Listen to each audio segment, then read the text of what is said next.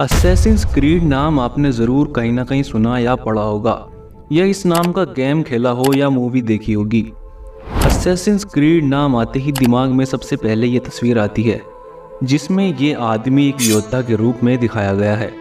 लेकिन ये सिर्फ एक आदमी नहीं बल्कि पूरी फौज थी जो आज से लगभग 1000 साल पहले हसन बिन सबाह नाम के एक आदमी ने लोगों के कत्लेआम के लिए बनाई थी, जिसने पूरी दुनिया में तबाही मचा कर रख दी थी।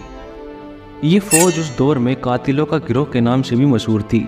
हसन बिन सबाह नाम का यह आदमी इस्माइली फिरके से ताल्लुक़ रखता था, लेकिन अपने आप को सुन्नी मुसलमान बताता था।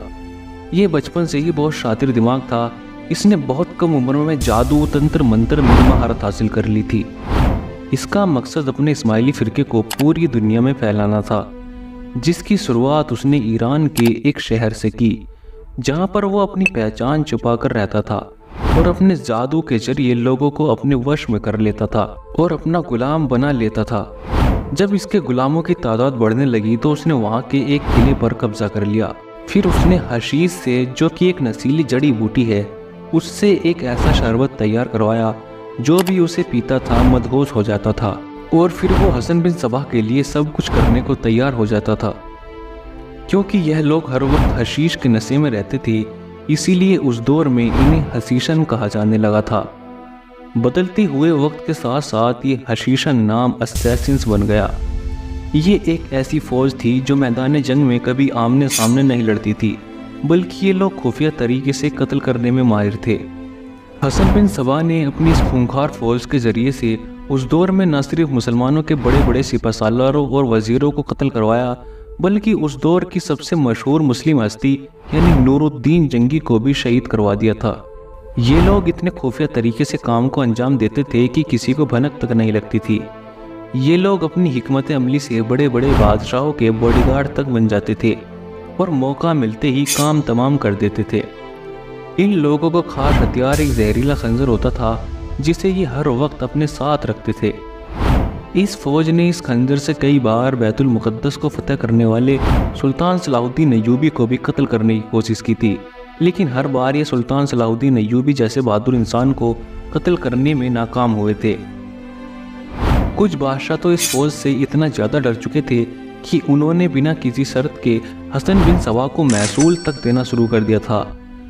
इस खूंखार फौज ने यूरोप में मौजूद ईसाई सल्तनतों में भी खलबली मचा दी थी और बहुत सारे ईसाई हुक्मरानों को अपनी इस फौज के जरिए से कत्ल करवा दिया था। हसन बिन सबाह की एक खूंखार फौज लगभग आधी से ज़्यादा दुनिया पर राज कर रही थी। ये जब चाहते किसी को भी कत्ल कर देते, चाहे वो कितना भी बड़ा बादशाही क्यों ना हो। हसन बिन सबाह ने नाजायज़ तरीके से कमाई हुई उस दौलत से उनके लिए एक ऐसा बाग तैयार करवाया जिसे वो जन्नत कहा करता था, जहाँ पर दूध और शहद की नहरें भी बनाई गई थी, सोने और चांदी की ईंटों से महल बनवाए गए थे और दुनिया भर से खूबसूरत लड़कियां मंगवाई गई थी। जो आदमी हसन बिन सबाह के कहने पर काम को सही अंजाम देता था, उसे इस जन्नत में पहुंचा दिया जाता था।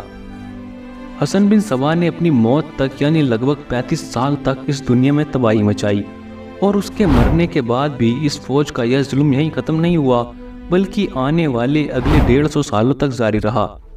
लेकिन हसन बिन सबाह के चले जाने के बाद इसके फौजी माल के इतने ज़्यादा लालची हो चुके थे कि इन्होंने माल के लालच में यूरोप की ईसाई फौजों से माल लेकर मुसलमानों की जासूसी शुरू कर दी थी। ना सिर्फ जासूसी, बल्कि इन्होंने थोड़े से माल की खातिर बहुत सारे मुस्लिम सिपाहियों को भी कत्ल कर दिया था। आगे जाकर इनका यह लालच इतना ज़्यादा बढ़ गया था कि यह माल की खातिर आपस में लड़ने लगे थे।